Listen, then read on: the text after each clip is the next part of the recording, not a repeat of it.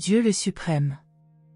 Dans la mesure où nous faisons la volonté de Dieu, quel que soit le lieu de l'univers où nous ayons notre existence, le potentiel tout-puissant du suprême devient d'autant plus actuel. La volonté de Dieu est le dessein de la source centre première tel qu'il est potentialisé dans les trois absolus, personnalisé chez le Fils éternel, conjoint pour une action universelle chez l'Esprit infini et éternisé dans les archétypes perpétuels du paradis. Et Dieu le suprême devient la plus haute manifestation finie de la volonté totale de Dieu. Si tous les habitants du grand univers réussissaient, dans la mesure du possible, à vivre pleinement la volonté de Dieu, les créations de l'espace-temps s'ancreraient alors dans la lumière et la vie, et le Tout-Puissant, le potentiel de déité de la suprématie, deviendrait factuel par l'émergence de la personnalité divine de Dieu le suprême. Quand un mental en évolution s'accorde avec les circuits du mental cosmique, quand un univers en évolution se stabilise selon le modèle de l'univers central, quand un esprit en progression prend contact avec le ministère unifié des maîtres esprits, quand la personnalité ascendante d'un mortel s'accorde finalement avec la divine gouverne de l'ajusteur intérieur, alors l'actualité du suprême est devenue plus réelle d'un degré dans les univers, la divinité de la suprématie s'est alors avancée d'un pas vers la réalisation cosmique. Les parties et les individus du grand univers évoluent comme une réflexion de l'évolution totale du suprême, tandis qu'à son tour, le suprême est le total cumulatif synthétique de toute l'évolution du grand univers. Du point de vue humain, ils sont tous deux des réciprocités évolutionnaires et expérientielles. 1. Nature de l'être suprême. Le suprême est la beauté de l'harmonie physique, la vérité de la signification intellectuelle et la bonté de la valeur spirituelle. Il est la douceur du véritable succès et la joie de l'accomplissement perpétuel. Il est la surâme du grand univers, la conscience du cosmos fini, le parachèvement de la réalité finie et la personnification de l'expérience créateur-créature. Dans toute l'éternité future, Dieu le suprême exprimera la réalité de l'expérience volitive dans les relations trinitaires de la déité. En les personnes des créateurs suprêmes, les dieux sont descendus du paradis dans les domaines du temps et de l'espace pour y créer et y faire évoluer des créatures douées de la capacité d'atteindre le paradis et capables d'y monter en quête du Père. Cette procession universelle des créateurs descendants qui révèlent Dieu, et des créatures ascendantes qui le recherchent, révèle l'évolution de déité du suprême en qui les descendeurs et les ascendeurs parviennent à se comprendre mutuellement, à découvrir la fraternité éternelle et universelle. L'être suprême devient ainsi la synthèse finie de l'expérience de la cause du Créateur parfait et de la réponse de la créature en voie de perfectionnement. Le grand univers contient la possibilité d'une unification complète et il la recherche toujours. Cela provient du fait que cette existence cosmique est une conséquence des actes créateurs et des mandats de pouvoir attribués par la Trinité du paradis, laquelle est une unité non qualifiée. C'est précisément cette unité trinitaire qui s'exprime dans le cosmos fini par le suprême, et dont la réalité devient de plus en plus apparente à mesure que les univers atteignent le niveau maximum d'identification avec la Trinité. La volonté du Créateur et la volonté de la créature sont qualitativement différentes, mais aussi expérientiellement apparentées, car le Créateur et la créature peuvent collaborer à l'aboutissement de la perfection universelle. L'homme peut travailler en liaison avec Dieu et ainsi co-créer un finalitaire éternel. Dieu peut même œuvrer humainement par les incarnations de ses fils, qui aboutissent ainsi à la suprématie de l'expérience des créatures. Chez l'être suprême, le Créateur et la créature sont unis en une seule déité, dont la volonté est l'expression d'une seule personnalité divine. Et cette volonté du suprême est quelque chose de plus que la volonté du Créateur ou de la créature, de même que la volonté souveraine du Maître-Fils de Nébadon est maintenant quelque chose de plus qu'une combinaison de volonté de divinité et de volonté d'humanité. L'union de la perfection du paradis et de l'expérience dans l'espace-temps produit une nouvelle valeur significative sur les niveaux de déité de la réalité. La divine nature évoluante du suprême devient un fidèle portrait de l'incomparable expérience de toutes les créatures et de tous les créateurs dans le grand univers. Chez le suprême, la nature créative et l'état de créature ne font qu'un, ils sont unis pour toujours par l'expérience née des vicissitudes impliquées dans la solution des multiples problèmes qui assaillent toute création finie le long du sentier éternel, où elle cherche à se perfectionner et à se libérer des entraves de l'inachèvement.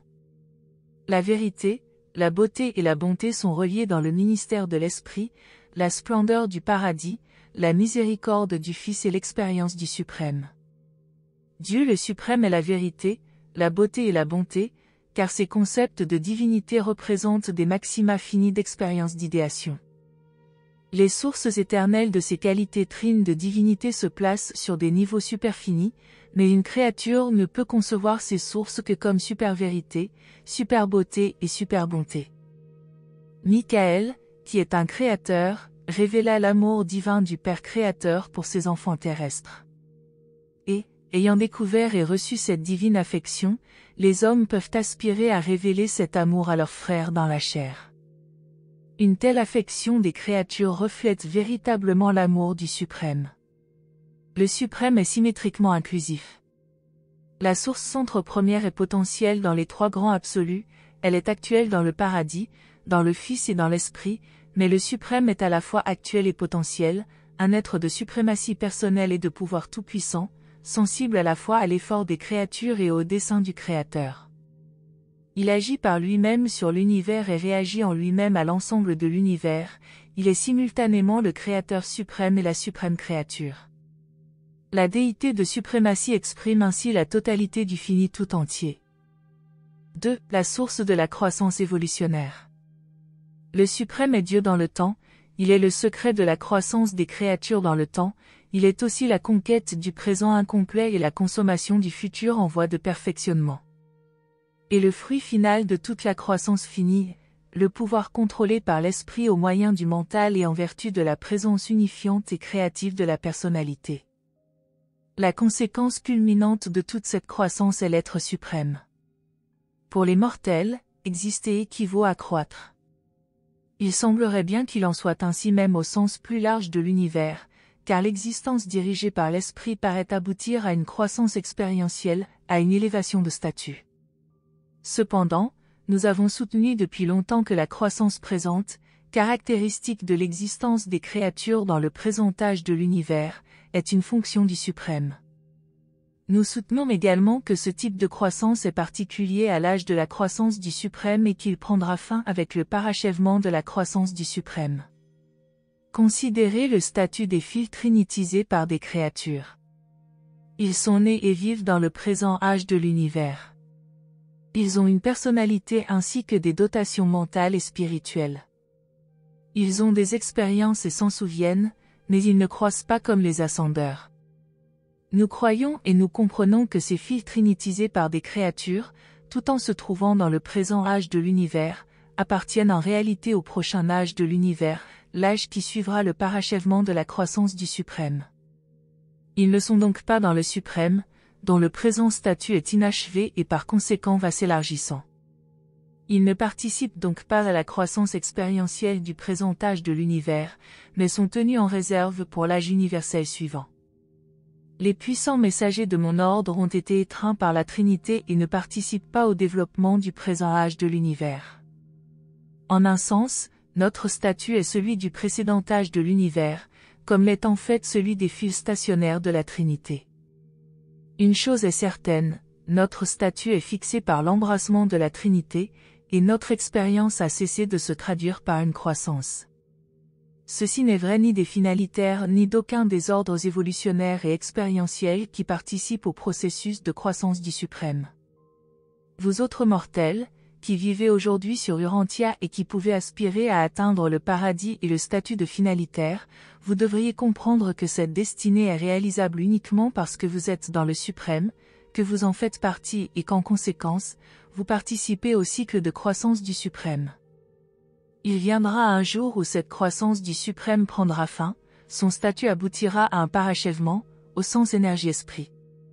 Cette terminaison de l'évolution du Suprême verra aussi la fin de l'évolution des créatures en tant que partie de la suprématie. Par quelle sorte de croissance peuvent être caractérisés les univers de l'espace extérieur, nous n'en savons rien.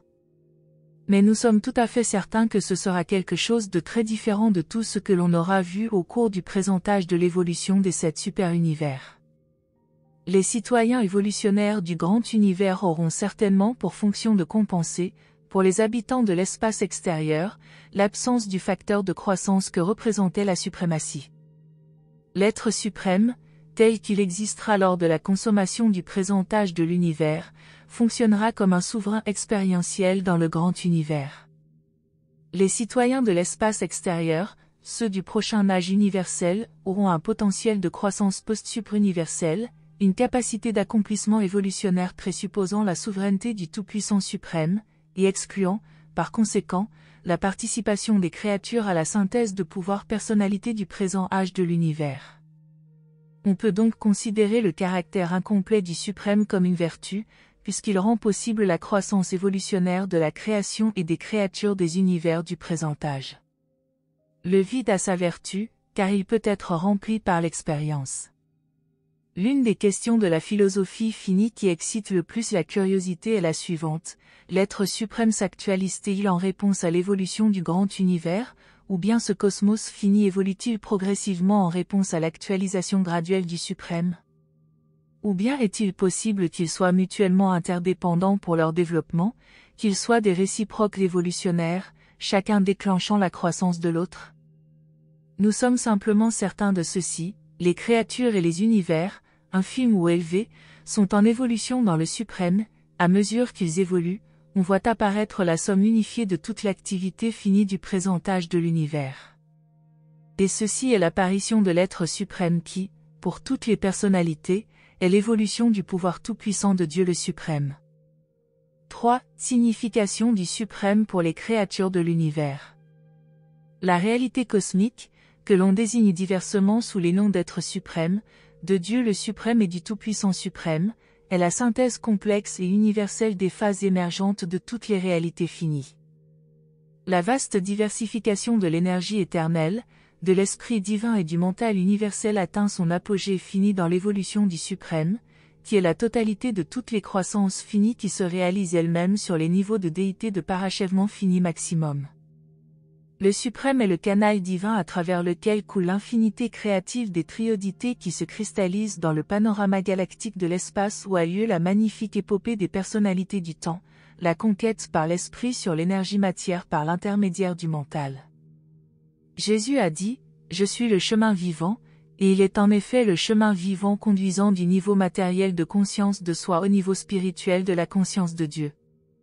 De même qu'il est le chemin vivant d'ascension menant du moi à Dieu, de même le suprême est le chemin vivant allant de la conscience finie à la transcendance de conscience, et même jusqu'à la clairvoyance de l'absonnité.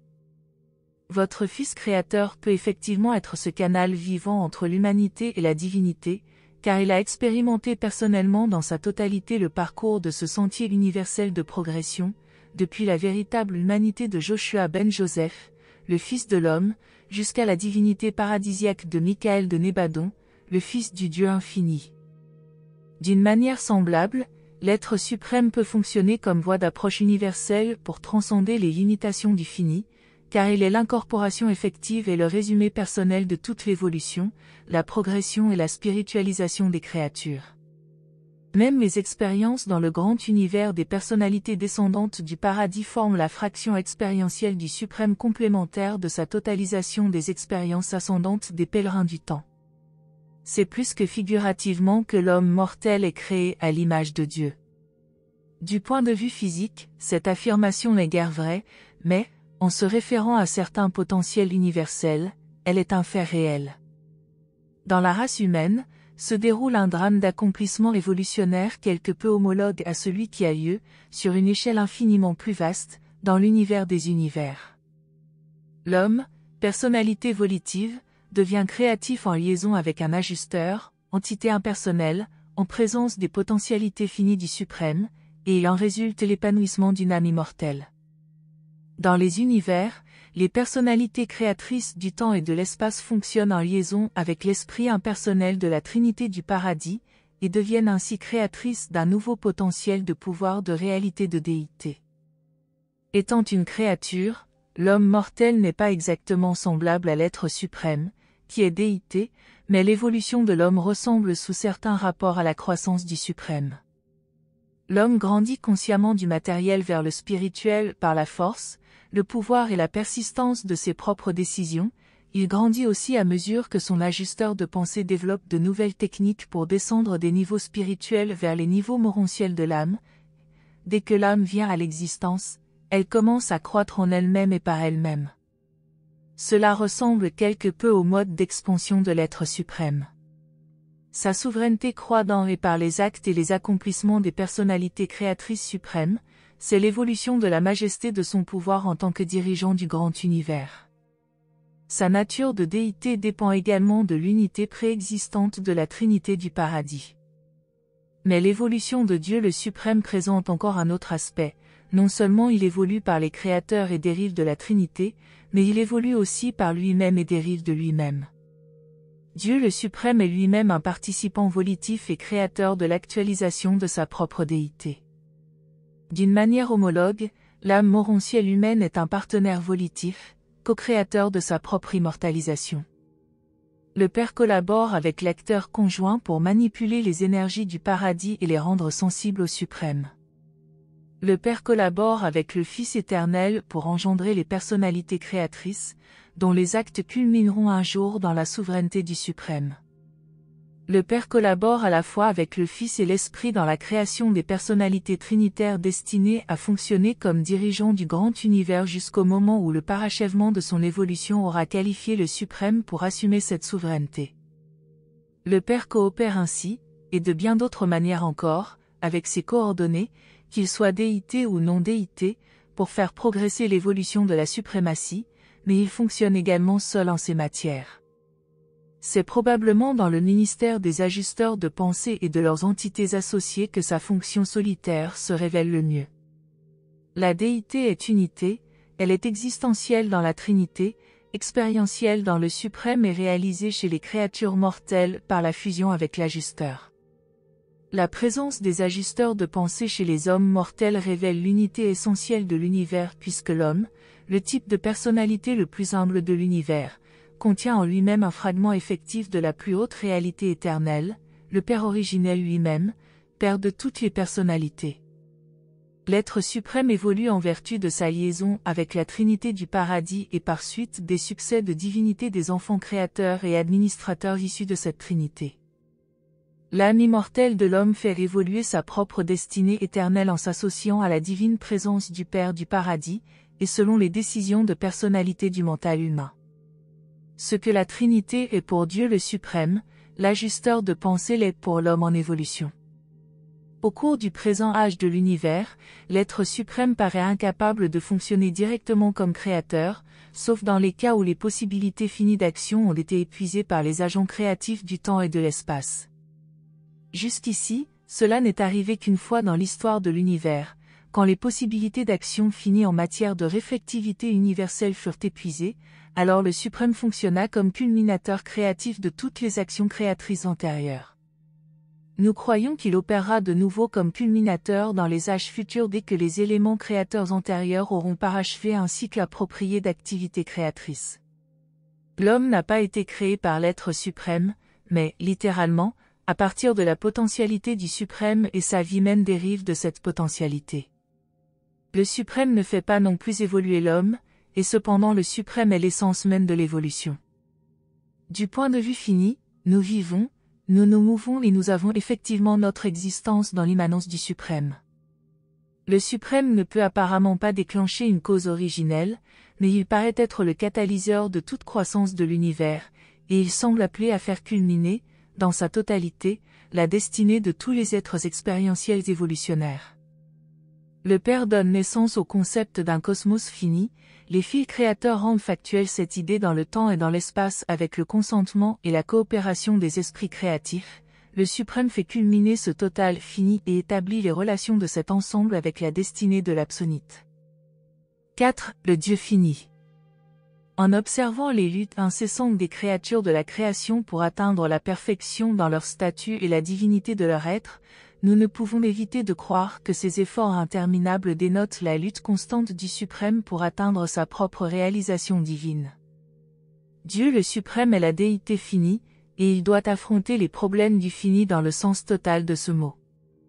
Nos luttes avec les vicissitudes du temps, dans les évolutions de l'espace, reflète ses efforts pour aboutir à sa propre réalité et à la plénitude de souveraineté, à l'intérieur de la sphère d'action que sa nature évoluante amplifie aux extrêmes limites du possible.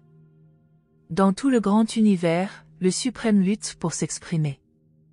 La mesure de son évolution divine est fondée, en partie, sur l'action de sagesse de chacune des personnalités existantes. Quand un être humain choisit la survie éternelle, il co-crée la destinée, et, dans la vie de ce mortel ascendant, le Dieu fini trouve une mesure accrue de réalisation de soi au niveau de la personnalité et un agrandissement de sa souveraineté expérientielle.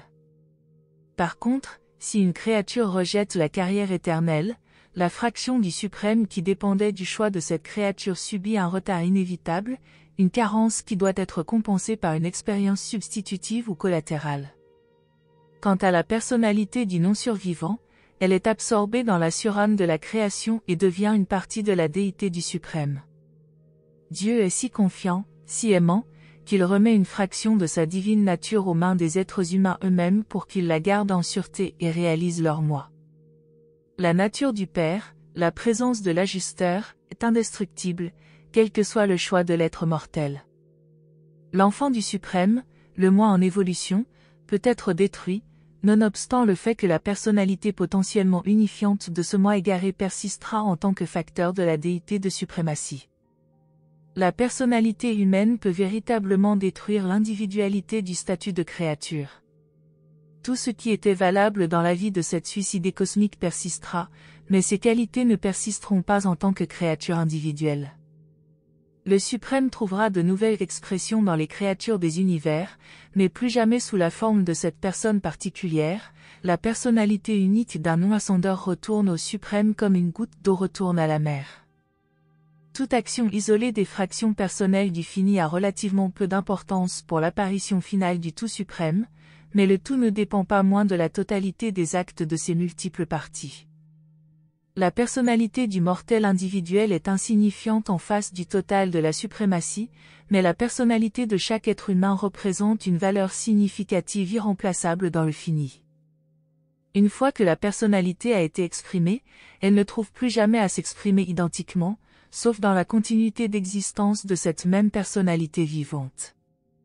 Ainsi, tandis que nous cherchons à exprimer notre moi, le suprême s'efforce en nous et avec nous d'exprimer la déité. De même que nous trouvons le Père, de même le suprême a retrouvé le Créateur paradisiaque de toutes choses. De même que nous maîtrisons les problèmes de la réalisation de soi, de même le Dieu d'expérience atteint la suprématie toute-puissante dans les univers du temps et de l'espace. L'humanité ne procède pas sans effort à son ascension dans l'univers, et le suprême n'évolue pas non plus sans agir avec dessein et intelligence. Les créatures n'atteignent pas la perfection par simple passivité, et l'esprit de suprématie ne peut pas non plus rendre factuel le pouvoir du Tout-Puissant sans un ministère incessant de service auprès de la création finie. La relation temporelle de l'homme avec le suprême est le fondement de la moralité cosmique, la sensibilité universelle au devoir, et son acceptation. C'est une moralité qui transcende le sens temporel du bien et du mal relatif, elle est directement basée sur l'appréciation consciente, par la créature, d'une obligation expérientielle envers la déité expérientielle. L'homme mortel et toutes les autres créatures finies sont créées à partir du potentiel vivant d'énergie, de mental et d'esprit qui existe dans le suprême. C'est dans les ressources du suprême que l'ascendeur, composé d'un mortel et d'un ajusteur, puisse pour créer le caractère immortel et divin d'un finalitaire. C'est en utilisant la réalité même du suprême que l'ajusteur, avec le consentement de la volonté humaine, tisse les modèles de la nature éternelle d'un fils ascendant de Dieu. Quand un ajusteur évolue en rendant spirituelle et éternelle une personnalité humaine, ces progrès provoquent directement une extension de la souveraineté du suprême. Ces accomplissements, dans l'évolution humaine, sont en même temps des accomplissements dans l'actualisation évolutionnaire du suprême. Il est vrai que les créatures ne pourraient pas évoluer sans le suprême, mais il est peut-être également vrai que l'évolution du suprême ne pourra jamais atteindre sa plénitude sans que toutes les créatures ne parachèvent leur propre évolution. La grande responsabilité cosmique des personnalités conscientes d'elles-mêmes réside dans le fait que la déité suprême dépend, dans un certain sens, du choix de la volonté des mortels. et la progression mutuelle de l'évolution des créatures et de l'évolution du suprême est fidèlement et complètement indiquée aux anciens des jours par les mécanismes inscrutables de la réflectivité universelle. Le grand défi présenté à l'homme mortel est le suivant: déciderez-vous de personnaliser, dans votre propre individualité évoluante, les significations du cosmos ayant une valeur expérimentale? Ou bien, en rejetant la survie, permettrez-vous à ces secrets de la suprématie de reposer endormis en attendant qu'une autre créature, à un autre moment, essaie à sa manière d'apporter une contribution de créature à l'évolution du Dieu fini? En ce cas, ce sera sa contribution au suprême, et non la vôtre. La grande lutte du présent âge de l'univers se déroule entre le potentiel et l'actuel, tout ce qui est encore inexprimé cherchant à s'actualiser. Si un mortel poursuit l'aventure du paradis, il suit les mouvements du temps qui s'écoulent comme des courants dans le fleuve de l'éternité. Si un mortel rejette la carrière éternelle, il va à contre-courant des événements dans les univers finis. La création mécanique se meut inexorablement selon le développement du dessein du Père du paradis, mais la création volitive a le choix d'accepter ou de rejeter le rôle de la participation de la personnalité dans l'aventure de l'éternité. Un mortel ne peut détruire les valeurs suprêmes de l'existence humaine, mais il peut très nettement empêcher l'évolution de ces valeurs dans sa propre expérience personnelle. Dans la mesure où le moi humain refuse ainsi de prendre part à l'ascension du paradis, le suprême est retardé exactement d'autant pour atteindre l'expression de sa divinité dans le grand univers. L'homme a reçu en garde non seulement la présence de l'ajusteur du Père du paradis, mais aussi le contrôle sur la destinée d'une fraction infinitésimale de l'avenir du suprême. Car, de même que l'homme atteint sa destinée humaine, de même le suprême accomplit sa destinée sur les niveaux de déité. Chacun de vous doit donc se décider comme nous avons dû le faire jadis: ferez-vous défaut au Dieu du temps, qui dépend tellement des décisions du mental fini? Ferez-vous défaut à la personnalité suprême des univers en vous adonnant paresseusement à une régression animale? Ferez-vous défaut au grand frère de toutes les créatures, qui dépend tellement de chaque créature? Pouvez-vous vous permettre de passer dans le royaume de l'irréalisé, alors que s'étend devant vous la vue enchanteresse de la carrière universelle, la divine découverte du Père du paradis et la divine participation à la recherche et à l'évolution du Dieu de suprématie? Les dons de Dieu, ces effusions de réalité, ne lui enlèvent rien, ils n'aliènent pas sa création, mais il a établi des tensions dans les créations circulant autour du paradis. Dieu commence par aimer l'homme et lui confère le potentiel d'immortalité, la réalité éternelle. Et, dans la mesure où il aime Dieu, l'homme devient éternel en actualité. Et voici un mystère: plus un homme approche Dieu de près par l'amour, plus la réalité, l'actualité, de cet homme est grande. Plus un homme se retire de Dieu, plus il approche de près la non-réalité, la cessation d'existence. Quand un homme consacre sa volonté à faire la volonté du Père, quand un homme donne à Dieu tout ce qu'il a, alors Dieu fait de cet homme plus qu'il n'est. 5. La surâme de la création. Le grand suprême est la surâme cosmique du grand univers. En lui, les qualités et quantités du cosmos trouvent vraiment leur réflexion de déité. Sa nature de déité est la mosaïque composée du total immense de la nature de tous les créateurs et de toutes les créatures dans l'ensemble des univers en évolution. Et le suprême est également une déité en voie d'actualisation incorporant une volonté créative qui embrasse un dessein universel en évolution. Les « moi » intellectuels, potentiellement personnels, du domaine fini émergent de la source centre troisième et accomplissent, dans le suprême, la synthèse de déité de l'espace-temps fini. Quand la créature se soumet à la volonté du Créateur, elle ne submerge ni n'abandonne sa personnalité. Les individus qui participent, en tant que personnalité, à l'actualisation du Dieu fini ne perdent pas leur individualité volitive en fonctionnant ainsi. De telles personnalités croissent au contraire progressivement en prenant part à cette grande aventure de la déité. En s'unissant ainsi à la divinité, l'homme exalte, enrichit, spiritualise et unifie son moi en évolution et atteint le seuil même de la suprématie. L'immortelle âme évoluante de l'homme, création conjointe du mental matériel et de l'ajusteur, monte en tant qu'âme au paradis, et ensuite, quand elle est enrôlée dans le corps de la finalité, elle s'allie de quelque manière nouvelle au circuit de gravité spirituelle du Fils éternel par une technique d'expérience appelée transcendance finalitaire. De tels finalitaires deviennent alors des candidats acceptables pour être reconnus expérientiellement comme personnalité de Dieu le suprême. Et, quand ces intellects mortels atteindront le 7e stade d'existence spirituelle dans les futures affectations non révélées du corps de la finalité, ce mental binaire deviendra train. Le mental humain et le mental divin raccordés seront glorifiés en union avec le mental expérientiel de l'être suprême désormais actualisé. Dans l'éternel futur, Dieu le suprême sera actualisé, créativement exprimé et spirituellement dépeint, dans le mental spiritualisé, l'âme immortelle, de l'homme ascendant, de la même manière que le Père universel fut ainsi révélé dans la vie terrestre de Jésus. L'homme ne s'unit pas avec le suprême et ne fond pas en lui son identité personnelle, mais les répercussions universelles de l'expérience de tous les hommes forment bel et bien une partie de l'expérimentation divine du suprême. L'acte est à nous, les conséquences sont à Dieu. La personnalité en progrès laisse une traînée de réalité actualisée lors de son passage par les niveaux ascendants de l'univers. Qu'elles soient mentales, spirituelles ou énergétiques, les créations croissantes du temps et de l'espace sont modifiées par la progression des personnalités à travers leur domaine. Quand l'homme agit, le suprême réagit, et cette opération constitue le fait de la progression. Les grands circuits d'énergie, de mental et d'esprit ne sont jamais la propriété permanente de la personnalité ascendante. Ces ministères restent pour toujours une partie de la suprématie. Dans l'expérience du mortel, l'intellect humain réside dans les pulsations rythmiques des esprits mentaux adjuvats, il met en acte ses décisions dans le cadre produit par sa mise en circuit dans ce ministère. Lors de la mort, le moi humain est séparé pour l'éternité du circuit adjuvat.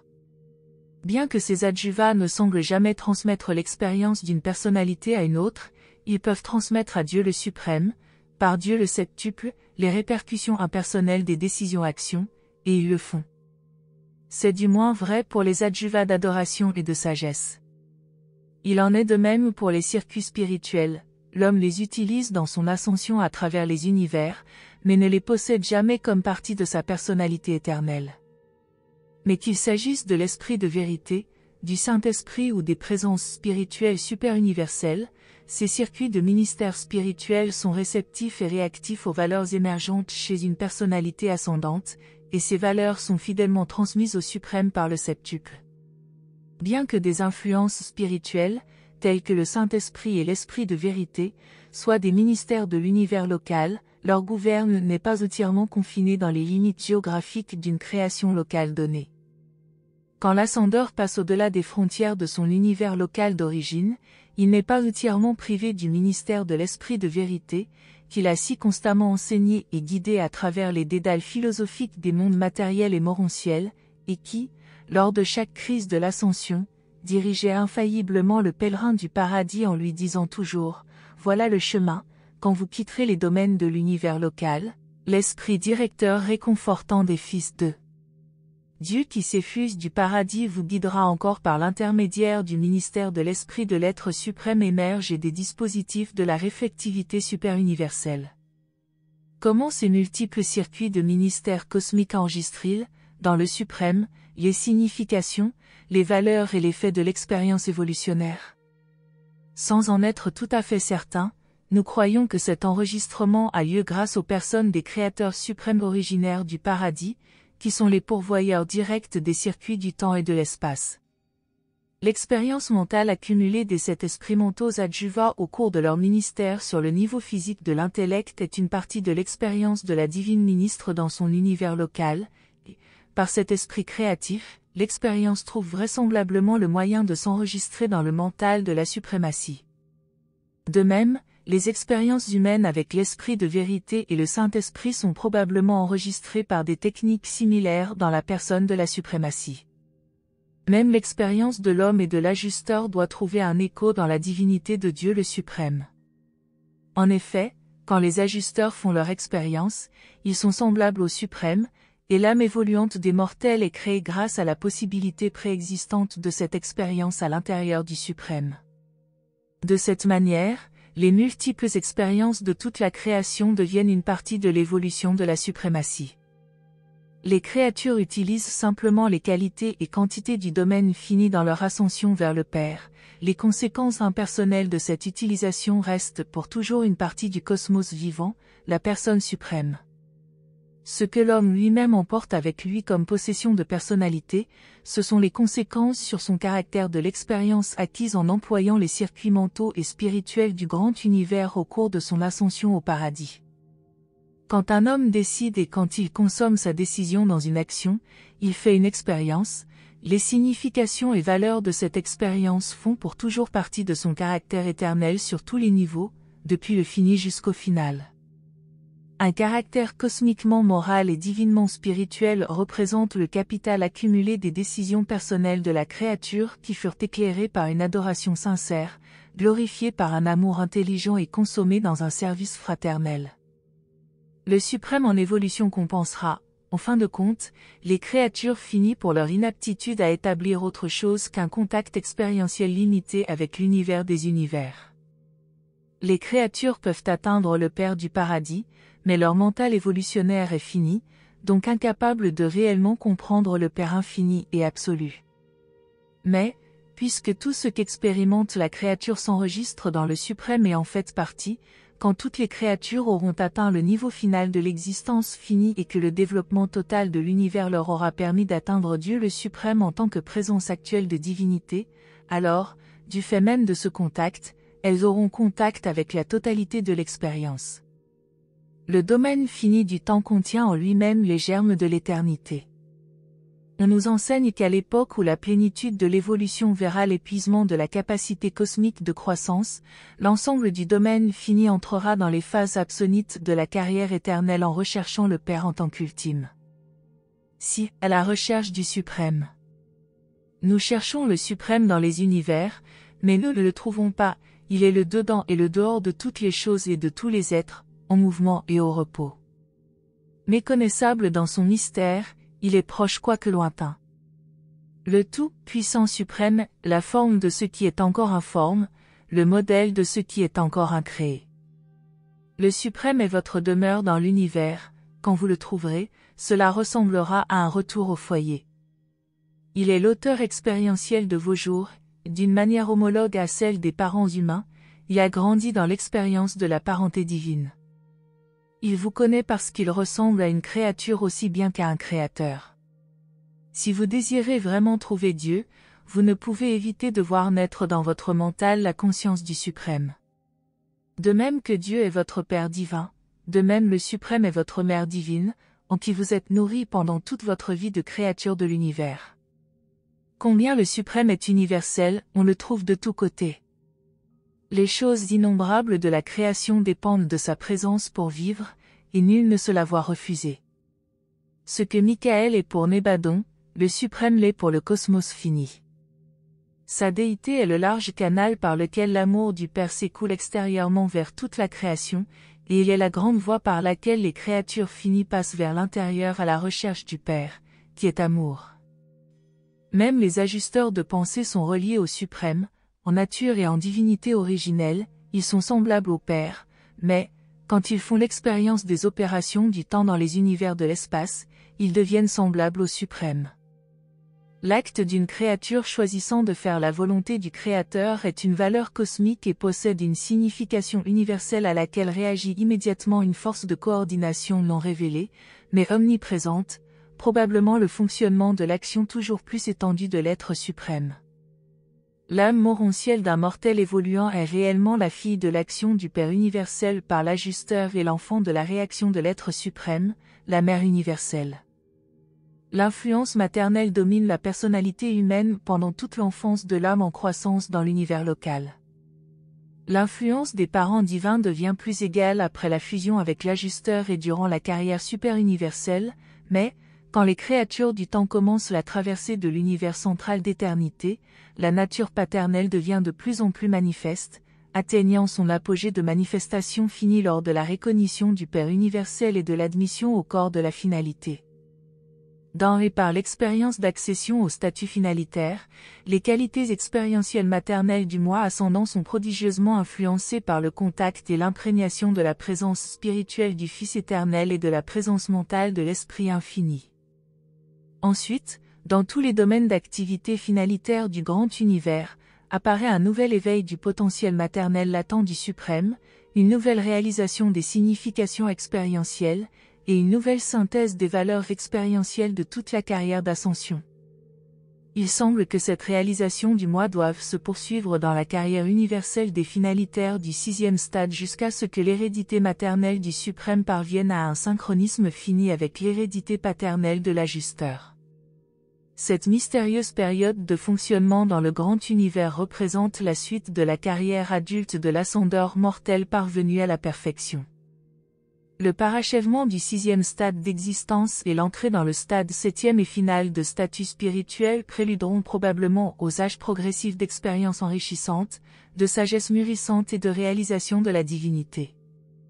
Dans la nature du finalitaire, cela équivaudra vraisemblablement à l'aboutissement complet de la lutte mentale pour la réalisation de soi en tant qu'esprit, au parachèvement de la coordination de la nature humaine ascendante avec la divine nature d'ajusteur dans les limites des possibilités du fini. Un magnifique moi universel de cette espèce devient ainsi le fils finalitaire éternel du Père du paradis aussi bien que l'enfant universel éternel de la Mère suprême, un moi universel qualifié pour représenter à la fois le Père et la Mère des univers et des personnalités dans toute activité ou entreprise concernant l'administration finie des choses et des êtres créés, créateurs ou évoluants. Tous les humains dont l'âme évolue sont littéralement les fils évolutionnaires de Dieu le Père et de Dieu la Mère, l'être suprême. Mais, jusqu'au moment où l'homme mortel devient conscient dans son âme de son héritage divin, cette assurance d'apparentement à la déité doit être réalisée par la foi. L'expérience de la vie humaine est le cocon cosmique dans lequel les dons universels de l'être suprême et la présence dans l'univers du Père universel, ces dons et cette présence n'étant pas des personnalités, font évoluer l'âme morontielle temporelle et le caractère finalitaire humain divin de destinée universelle et de service éternel. Les hommes oublient bien trop souvent que Dieu est la plus grande expérience dans l'existence humaine. Les autres expériences sont limitées dans leur nature et leur contenu, mais l'expérience de Dieu n'a pas d'autre limite que la capacité des créatures à comprendre, et cette expérience par elle-même accroît cette capacité. Quand les hommes sont à la recherche de Dieu, ils recherchent tout. Quand ils trouvent Dieu, ils ont tout trouvé. La recherche de Dieu est une effusion illimitée d'amour accompagnée de la découverte surprenante d'un nouvel amour plus grand à effuser. Tout véritable amour vient de Dieu, et l'homme reçoit l'affection divine dans la mesure où lui-même effuse cet amour sur ses compagnons. L'amour est dynamique. On ne peut jamais le capturer, il est vivant, libre, passionnant et toujours en mouvement. L'homme ne peut jamais saisir l'amour du Père pour l'emprisonner dans son cœur. L'amour du Père ne peut devenir réel pour l'homme mortel qu'en passant par sa personnalité, alors qu'à son tour lui-même effuse cet amour sur ses compagnons. Le grand circuit d'amour part du Père, se diffuse par les fils vers les frères, de là, se dirige vers le suprême. L'amour du Père apparaît dans la personnalité du mortel par le ministère de l'ajusteur intérieur. Ce Fils qui connaît Dieu révèle cet amour à ses frères de l'univers, et cette affection fraternelle est l'essence de l'amour du suprême. C'est l'avenir du suprême. La réalisation accomplie de tous les potentiels finis équivaut au parachèvement de la réalisation de toute l'expérience évolutionnaire. Cela suggère l'émergence finale du suprême en tant que présence d'une déité toute-puissante dans les univers. Nous croyons qu'au stade de développement en question, le suprême sera personnalisé d'une manière aussi distincte que le Fils éternel, aussi concrètement investi de pouvoir que l'île du paradis, aussi complètement unifié que l'acteur conjoint, tout cela dans les limites des possibilités finies de la suprématie lors de l'apogée du présent âge de l'univers. Bien que ceci soit un concept de l'avenir du suprême parfaitement approprié, nous voudrions attirer l'attention sur certains problèmes inhérents à ce concept. 1. Les superviseurs non qualifiés du suprême ne pouvaient guère être déitisés à un stade quelconque antérieur à son évolution parachevée, et cependant ces mêmes superviseurs exercent, dès maintenant, de manière limitée, la souveraineté de suprématie en ce qui concerne les univers ancrés dans la lumière et la vie. 2. Le suprême ne pourrait guère fonctionner dans l'ultime trinité avant d'avoir atteint sa complète actualité de statut universel, et cependant l'ultime Trinité est dès maintenant une réalité qualifiée, et vous avez été mis au courant de l'existence des vice-gérants qualifiés de l'ultime. 3. Le suprême n'est pas complètement réel pour les créatures de l'univers, mais de nombreuses raisons permettent d'inférer qu'il est tout à fait réel pour la déité septuple s'étendant depuis le Père universel au paradis jusqu'au Fils créateur et aux esprits créatifs des univers locaux. Il se peut qu'aux limites supérieures du fini, où le temps rejoint le temps transcendé, il y ait une sorte d'estompage et de mélange des séquences. Il se peut que le suprême soit capable de prévoir sa présence universelle sur ces niveaux supratemporels, et ensuite d'anticiper sur son évolution future dans une mesure limitée en réfléchissant cette prévision de l'avenir sur les niveaux finis sous l'aspect de l'immanence de l'incomplet projeté. On peut observer de tels phénomènes chaque fois que le fini entre en contact avec le superfini, comme dans les expériences des êtres humains habités par des ajusteurs de pensée, qui représentent de véritables prédictions des futurs accomplissements universels de l'homme dans toute l'éternité. Quand les ascendeurs mortels sont admis au corps finalitaire du paradis, ils prêtent serment à la Trinité du paradis, en prêtant ce serment d'allégeance, ils promettent, par là, une fidélité éternelle à Dieu le suprême, qui est la Trinité telle que la comprennent toutes les personnalités de créatures finies. Par la suite, quand les compagnies de finalitaires fonctionnent dans les univers en évolution, elles ne sont soumises qu'aux ordres émanant du paradis jusqu'à l'époque mémorable de l'ancrage des univers locaux dans la lumière et la vie. À mesure que les nouvelles organisations gouvernementales de ces créations parvenues à la perfection commencent à refléter la souveraineté émergente du suprême, nous remarquons que les compagnies finalitaires isolées reconnaissent alors l'autorité juridictionnelle de ces nouveaux gouvernements. Il apparaît que Dieu le suprême évolue comme l'unificateur du corps évolutionnaire de la finalité, mais il est hautement probable que la destinée éternelle de ces 7 corps de la finalité sera dirigée par le suprême en tant que membre de la Trinité ultime. L'être suprême contient 3 possibilités superfinies de manifestation universelle. 1. La collaboration absonite dans la première Trinité expérientielle. 2. Les relations co-absolues dans la deuxième Trinité expérientielle. 3. La participation co-infinie dans la Trinité des Trinités, mais nous ne concevons pas d'une manière satisfaisante ce que cela signifie en réalité. C'est là une des hypothèses généralement acceptées sur l'avenir du suprême, mais il existe aussi nombre de spéculations concernant ses relations avec le présent grand univers après que ce dernier aura atteint son statut de lumière et de vie. Le présent but des super-univers, tels qu'ils sont et dans la limite de leur potentiel, est de devenir parfait à l'instar de Havona. Cette perfection concerne l'accomplissement physique et spirituel, allant jusqu'au développement de l'administration, du gouvernement et de la fraternité. Nous croyons que, dans les âges à venir, les possibilités de disharmonie, de mauvaise adaptation et de dérèglement finiront par s'épuiser dans les super-univers. Les circuits d'énergie seront en parfait équilibre et complètement soumis au mental, tandis que l'esprit, en présence de la personnalité, aura réussi à dominer le mental. On conjecture qu'à cette époque extrêmement lointaine, la personne spirituelle du suprême et le pouvoir acquis du Tout-Puissant auront atteint un développement coordonné, et que tous deux, unifiés dans et par le mental suprême, deviendront factuels sous l'aspect de l'être suprême, une actualité parachevée dans les univers.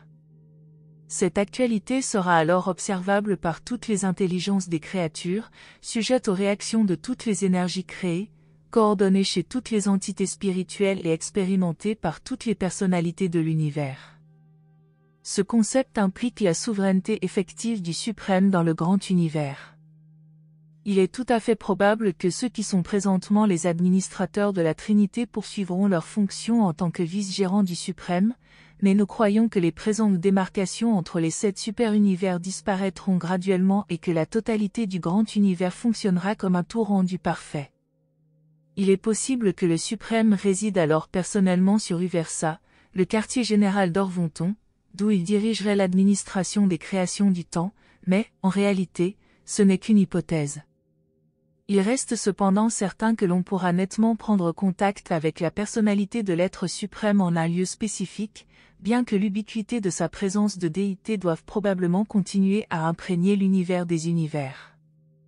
Nous ne savons pas ce que sera la relation des citoyens super-universels de cet âge avec le suprême, mais elle pourrait ressembler aux présentes relations entre les natifs de Havona et la Trinité du paradis. Le grand univers rendu parfait de ces temps futurs sera immensément différent de ce qu'il est à présent. Adieu les aventures passionnantes de l'organisation des galaxies de l'espace, l'implantation de la vie sur les mondes incertains du temps et l'harmonie émergeant du chaos par évolution, la beauté émergeant des potentiels, la vérité émergeant des significations et la bonté émergeant des valeurs. Les univers du temps auront achevé l'accomplissement de leur destinée finie. Peut-être y aura-t-il un intervalle de repos, de détente, à la fin de la lutte multimillénaire pour la perfection évolutionnaire, mais pas pour longtemps.